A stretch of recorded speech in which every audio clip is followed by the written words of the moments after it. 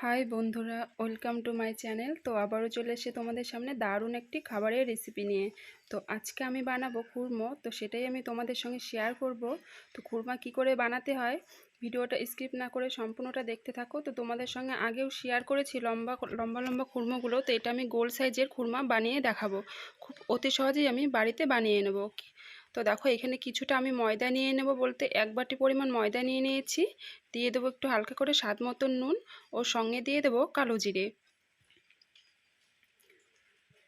তো দিয়ে দেবো এখানে হালকা পরিমাণ খাবার ছোটো।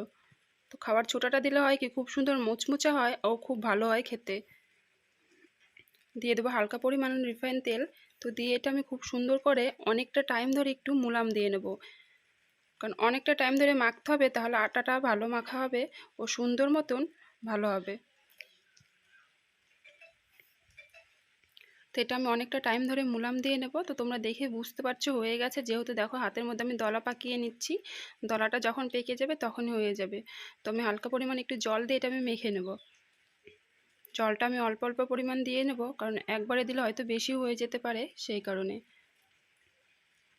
তো জলটা তোমরা কিন্তু মাপ মতনই দিতে পারো। তো দেখো এটা কিন্তু অনেকটা টাইম ধরে মাখতে হবে। তো দেখো মাখাটা কিন্তু খুব সুন্দরভাবে হয়ে গেছে। তো অনেকটা টাইম ধরে কিন্তু আমি মেখে নিয়েছি। তো এরকম করেই আমি মেখে কিছুটা টাইম আমি রেখে দেবো, 10 থেকে 15 মিনিট এখানে আমি রেখে দেবো। তো 10 থেকে 15 মিনিট দেখো আমি রেখে দিয়েছিলাম, আর আটাটা কিন্তু খুব সুন্দরভাবে ফুলে উঠেছে। তো এইখানে আমি একটা রুটি বেলনা নিয়ে নিয়েছি। তো ওটার মধ্যে খুব সুন্দর করে এরকম করে আমি একটু ডলে ডলে নেব। তো নিয়ে এটা আমি পিচ পিচ করে কেটে নেবো একটা ছুরির সাহায্যে।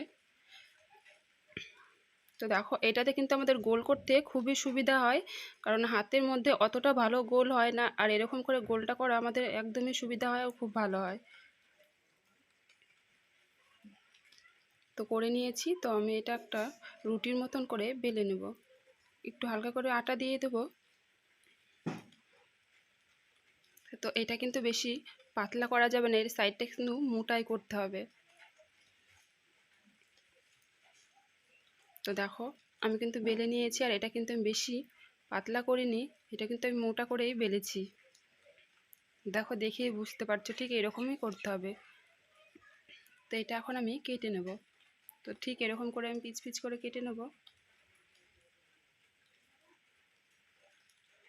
তো দেখো আমি কেটে নিয়েছি, আর এখানে কিন্তু অনেকগুলোই হয়েছে। তো এগুলো এখন আমি খুব সুন্দর গোল গোল করে সাইজ করে কেটে নেব, ঠিক এরকম করে। তো দেখো একটা আমি কেটে দেখিয়ে দিয়েছি। তো আর একটা আমি কেটে দেখিয়ে দিই। তো এরকম করেই আমি সম্পূর্ণটা আমি কেটে নেব। তো দেখতে পাচ্ছি আমার সম্পূর্ণটা কাটা হয়ে গেছে। তো এখন আমি কড়াইটা বসিয়ে দেব। কড়াইটা বসিয়ে দিয়েছি, দিয়ে দিলাম কিছুটা তেল। তো তেলটা দেখো গরম হয়ে গেছে, সেই কারণে আমি একটা দিয়ে আগে দেখে নিলাম।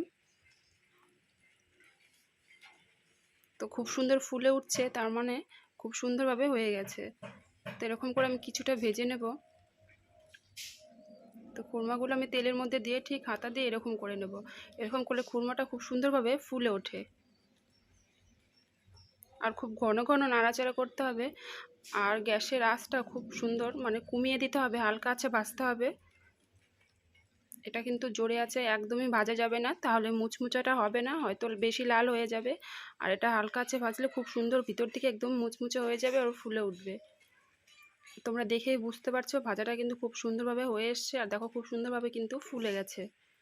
তো এগুলো আমি উঠিয়ে নেব। তো খুরমাগুলো দেখো আমি উঠিয়ে নিয়েছি, আর এটা কিন্তু খুবই মুচমুচে হয়েছে আর ফুলে উঠেছে খুব সুন্দরভাবে।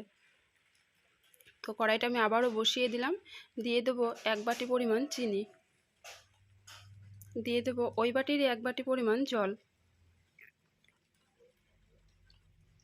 তো দিয়ে আমি খুব সুন্দরভাবে অনেকটা টাইম ধরে এটা ফুটিয়ে নেব।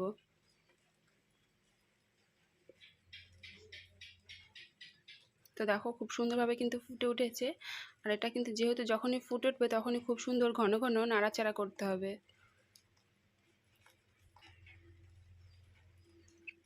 তো এটা কিন্তু অনেকটা টাইম ধরে ফোটাতে হবে, আর দেখো খুব সুন্দরভাবে ফুটে গেছে। আর এদিকে আমি খুন্তিটা দিয়ে দেখে নিচ্ছি, দেখো ঠিক আঠালো হয়ে গেছে। এরকম করলেই বুঝতে পারবে, মানে হাতাটা দিয়ে উঁচু করলেই বোঝা যাবে কেমন হয়েছে। তো দেখো খুব সুন্দরভাবে হয়ে গেছে। তো আমি এখন খুরমাগুলো দিয়ে দেবো, দিয়ে এটা খুব সুন্দর করে কিন্তু আমি নাড়াচাড়া করে নেব। আর এটা কিন্তু আমি গ্যাসের মধ্যেই করছি, মানে গ্যাসটা কমিয়ে দিয়ে নাড়াচাড়া করতে হবে, বন্ধ করা যাবে না একদমই। তো দেখো ঠিক এরকম করে নাড়াচাড়া করতে হবে, আর খুবই ঘন ঘন, যাতে নিচে লেগে না যায়।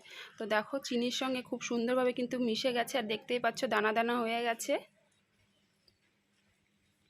তো দেখো খুব সুন্দরভাবে কিন্তু আমার খুরমাটা তৈরি হয়ে গেছে। তো এগুলো এখন আমি নামিয়ে নেব। দারুণ হয়েছে, দেখেই বুঝতে পারছো। খুব সুন্দর, মানে খুব সুন্দরভাবে অতি সহজে আমি বাড়িতে বানিয়ে নিলাম। আর খুরমাগুলো কিন্তু খুব মুচমুচে হয়েছে, আর খেতেও কিন্তু দারুণ লাগে। তো অবশ্যই তোমরা বাড়িতে ট্রাই করবে। তো ভিডিওটা যদি ভালো লেগে থাকে লাইক কমেন্ট শেয়ার করো, আর আমার চ্যানেলে নতুন হয়ে থাকলে সাবস্ক্রাইব করতে ভুলো না।